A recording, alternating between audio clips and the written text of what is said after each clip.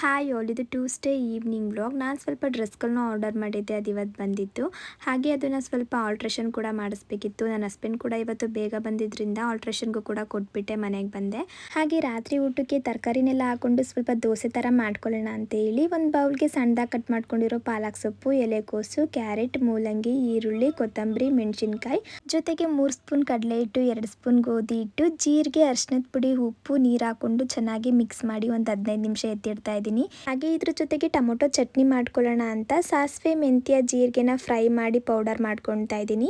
ಒಂದು ಕಡಾಯಿಗೆ ಸ್ವಲ್ಪ ಎಣ್ಣೆ ಹಾಕೊಂಡು ಬೆಳ್ಳುಳ್ಳಿ, ಈರುಳ್ಳಿ, ಬ್ಯಾಡಗಿ ಮೆಣಸಿನ್ಕಾಯಿ, ಟೊಮೊಟೊ ಹಣ್ಣು ಹಾಗೆ ಹುಣಸೆ ಹಣ್ಣು, ಉಪ್ಪು ಹಾಕಿ ಟೊಮೊಟೊ ಸಾಫ್ಟ್ ಆಗೋವರೆಗೂ ಬೇಯಿಸ್ಕೊಳ್ಬೇಕು. ಸ್ವಲ್ಪ ನೀರು ಹಾಕಿ ಗ್ರೈಂಡ್ ಮಾಡಿಕೊಂಡು ಅದೇ ಕಡಾಯಿಗೆ ಎಣ್ಣೆ, ಬೆಳ್ಳುಳ್ಳಿ, ಕರಿಬೇವು, ಪೌಡರ್ ಮಾಡಿ ಇಟ್ಕೊಂಡಿರೋ ಜೀರಿಗೆ ಪುಡಿ ಹಾಗೆ ರುಬ್ಬಿರೋ ಟೊಮೊಟೊ ಹಣ್ಣು ಹಾಕೊಂಡು ಸ್ವಲ್ಪ ಉಪ್ಪು ಹಾಕಿ ಒಂದು 5 ನಿಮಿಷ ಕುದಿಸ್ಕೊಂಡು ಕೊನೆಯಲ್ಲಿ ಕೊತ್ತಂಬರಿ ಸೊಪ್ಪು ಹಾಕೊಂಡ್ರೆ ಆಯಿತು. ಇದು ಅನ್ನಕ್ಕೂ ಕೂಡ ತುಂಬಾನೇ ರುಚಿಯಾಗಿರುತ್ತೆ.